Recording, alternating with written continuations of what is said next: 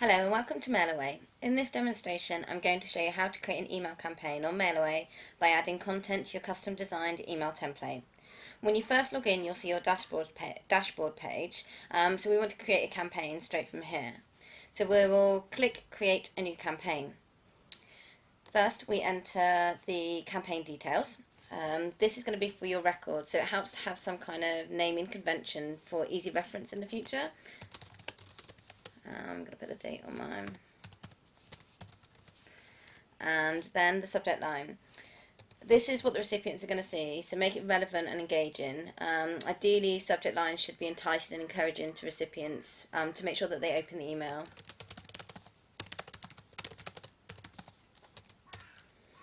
You can also add personalisation by using this field over here.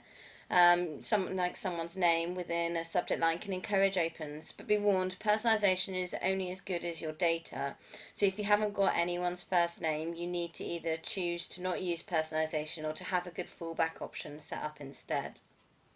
Next we have the from name and the from email address.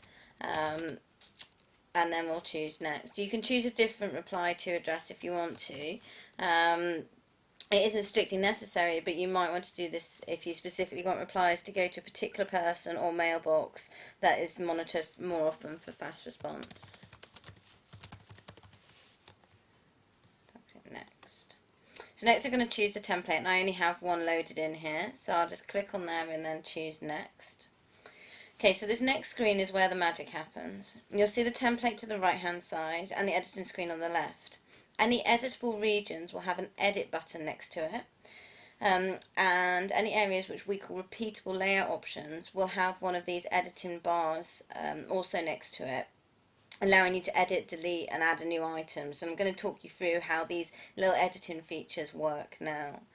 So first of all, I'm going to add a new image where we've got this placeholder here. So I can either click on the image or click edit here, and the toolbar opens on this left hand side.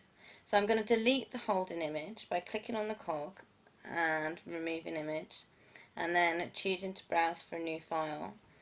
It needs to be the same width or larger to fit the placeholder. So if it's too small, the system will not try and stretch it to fit, because it's likely that it's going to make it a little ugly and fuzzy, which is something we call pixelated. If the image is slightly larger, it will shrink it to fit, but be careful. Remember that an email is only 600 pixels wide. If you try to load something that's 1000 pixels, it will struggle to make that picture small enough to fit in. If I add this picture a moment, that'll load. And I'm also now going to add a link to this picture, and it's just going to go to the MailAway website. So I'm actually going to go to the website, take the URL by copying and then pasting it in, clicking insert. Also going to change the alt tag. Alt tags are the text description of an image when images are not displayed by the client. So updating the alt tag is also really important for those who have images turned off, so they know what it is, and also to aid those with disabilities.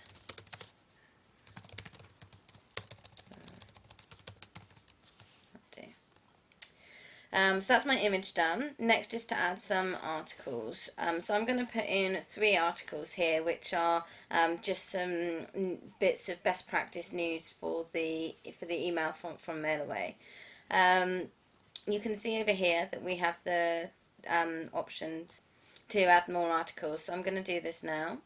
And what I'm going to do is text and image right, and then a text and image left. I also have the option of a title or a description or a 3-column layout if I so choose, and I can mix these up as and when I want. So I'm going to start with a image left. I'm just going to save that placeholder in there and add a new one. So then I click on the next one, I'm going to go image right, and then I can click on it again and say I might do another one, image left. So I've got 3 articles in here that I can fill out. If I decide I didn't want one of these, I just delete it. And if I decide, oops, I didn't mean to, I can add it back in again. Equally, I could do the same with a 3-column layout, which I'm not going to use on this occasion. So we'll delete that and put that back in. So now to add some content. So I'm going to start editing over here with the description text. I've actually got some copy to shove in there. You'll see that description text has more functionality to it than the title text, which is this part here. Be careful about going overboard on colour and size and options, because it can make you go off brand if you're not careful. Remember, you can see you have got bold and italic, and you can justify it and add bullet points. One other part which I like is in the insert we can add social media links as well. So I could add a like or a tweet in here if I wanted to. So I can chuck a like in there. So I've just copied some type in there, and now I'm going to add some text with a hyperlink, which is called a call to action text.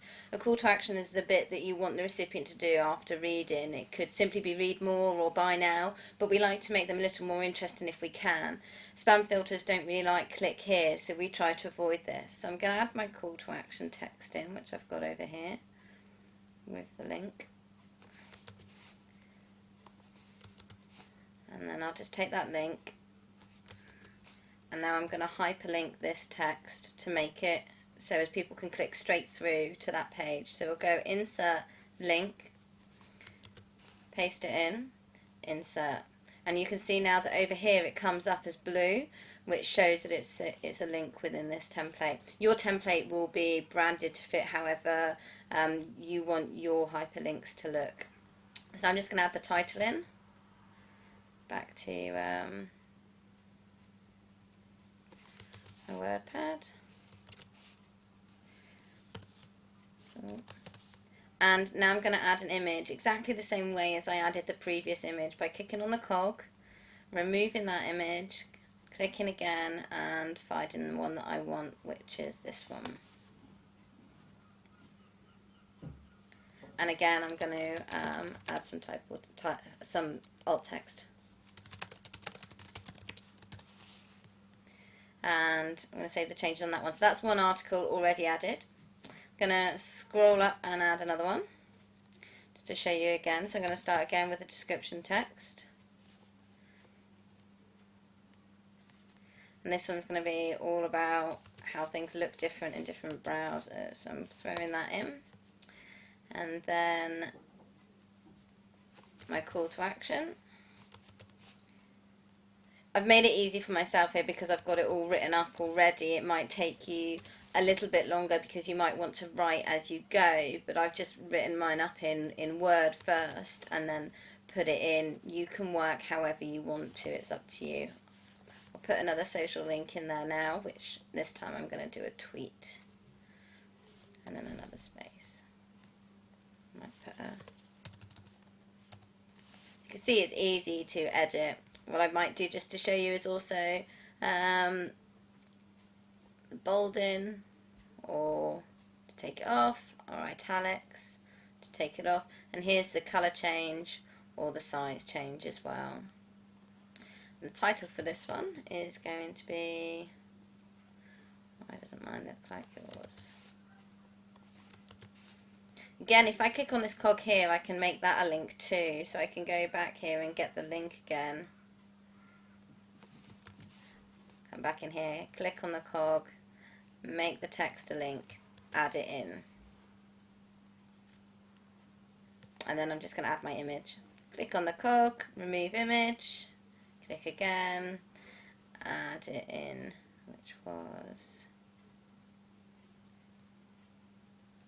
Pretty Boy, who's just been added. So some alt text. And I'm happy with that one too. Just going to quickly do this one. So you can see it's pretty straightforward to add your text and to change it.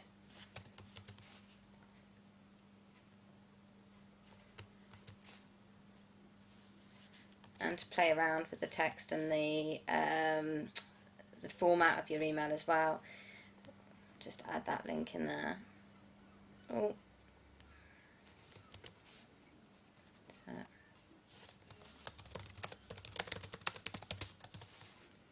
And an image.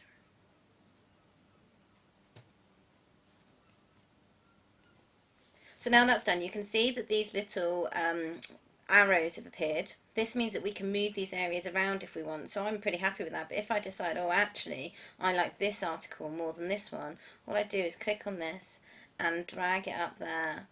Equally, if I decide actually I want this one at the top, I can click on and I can drag it all the way up if I want to. Could even drag this main headed image down if I wanted and put one of the other ones above. But I'm not going to, because it's a header image. I'm going to leave it where it is. Now I'm pretty happy with my email and how it looks, so I can go on to preview.